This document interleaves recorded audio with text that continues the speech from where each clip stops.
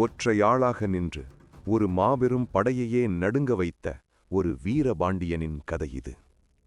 சிறு பையன்தானே என்று எடை போட்ட எதிரிகளுக்கு போர்க்களத்தில் மரணபயத்தை காட்டிய வரலாறு தெரியுமா?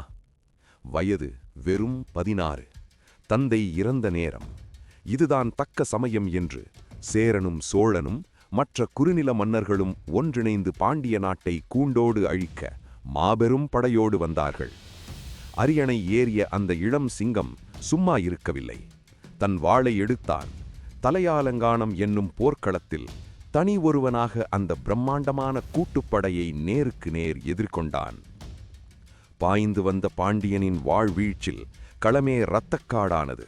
ஒரே போரில் அத்தனை அரசர்களையும் மண்ணை கவ்வச் செய்தான். ஆணவத்தோடு வந்தவர்களை அலறியடித்து ஓடவிட்டான். அவன்தான் மாவீரன் பாண்டியன் நெடுஞ்செழியன்.